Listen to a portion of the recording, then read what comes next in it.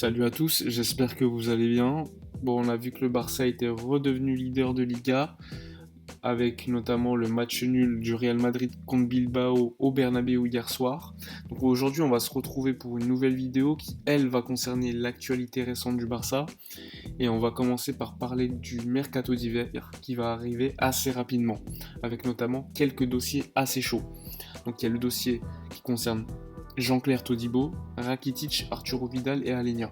Donc pour moi, tous ces joueurs sont concernés par le mercato d'hiver, mais à différents degrés.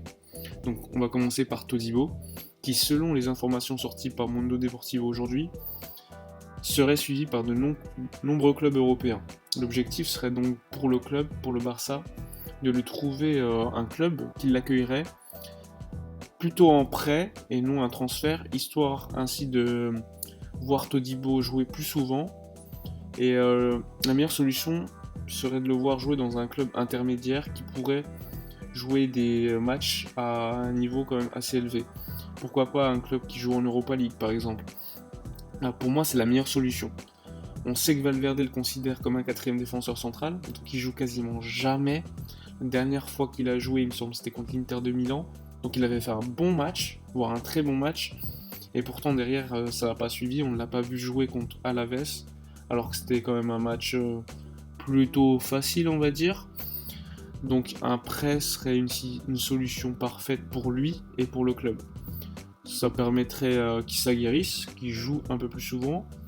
Et s'il performe assez bien, le Barça pourrait le récupérer assez rapidement et pourquoi pas devenir la relève de Piqué. Même si je pense évidemment que pour remplacer Piqué sur le moyen et long terme, il faudra un top défenseur central. Concernant le milieu de terrain, maintenant on va parler de Rakitic qui devrait rester à Barcelone cet hiver. Donc les dirigeants, selon la presse, ont été convaincus par les matchs de Rakitic. Alors moi, personnellement, je comprends pas du tout, hein, mais bon, je l'ai déjà dit plusieurs fois. Pour moi, Rakitic devrait partir, et il aurait dû déjà partir depuis 1 ou 2 saisons, pour permettre à des jeunes d'émerger et de jouer beaucoup plus souvent, comme Carles Aleñá par exemple. Concernant Arturo Vidal, lui, il a déclaré hier soir ou aujourd'hui, je ne sais plus, qu'il était parti en vacances et que son agent s'occupait de tout ce qui était transfert.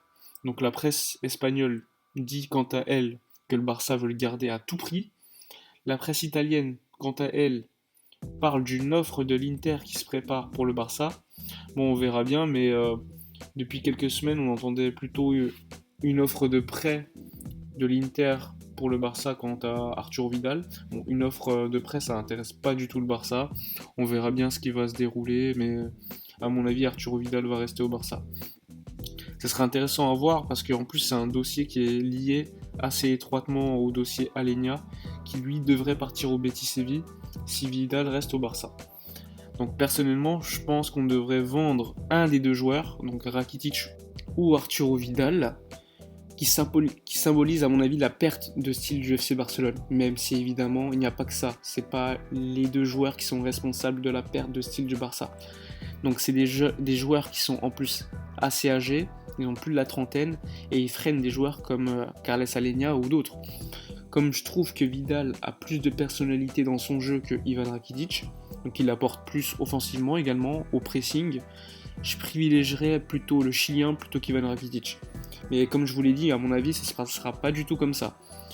Autre information, c'est l'équipe qui la sort ce matin, elle concerne Adil Aouchiche, donc jeune joueur du PSG de 17 ans qui serait en contact avec plusieurs clubs, dont le Barça. Donc personnellement, je pense que c'est juste une stratégie de son agent pour pouvoir prolonger au PSG et passer professionnel, parce qu'il n'est pas encore professionnel. Donc sinon, je pense que son arrivée aurait aucun sens pour le Barça, ni pour lui.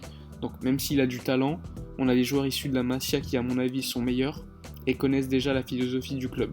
Puis à mon avis, il ne jouerait pas énormément au Barça. Bref, sinon concernant le prochain match du Barça, il aura lieu après les vacances d'hiver, donc le 4 janvier contre l'Espagnol de Barcelone. Donc derby de Barcelone, match très intéressant. En plus, l'Espagnol de Barcelone vient tout juste de limoger Pablo Machin.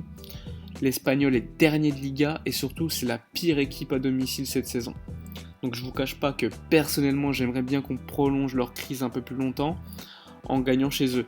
Bon, à voir si par contre Messi, Suarez et les autres Sud-Américains seront là, puisqu'ils reviennent de vacances que le 2 janvier. En plus de prolonger la crise de l'Espagnol de Barcelone, avec une victoire, on confirmerait notre première place en Liga, puisque comme je vous l'ai dit tout à l'heure, le Real Madrid a perdu des points contre Bilbao, et en plus c'était au Bernabéu. Le 4 janvier, le Real jouera contre Getafe, donc match à mon avis difficile, et je pense que Getafe pourrait quand même gagner des points contre le Real Madrid. Surtout que Ramos, qui est quand même le joueur le plus important défensivement du Real Madrid, sera absent, puisqu'il est suspendu. Après ce match, Barcelone, Madrid, l'Atlético et Valence vont s'envoler vers l'Arabie Saoudite pour participer à la Supercoupe d'Espagne.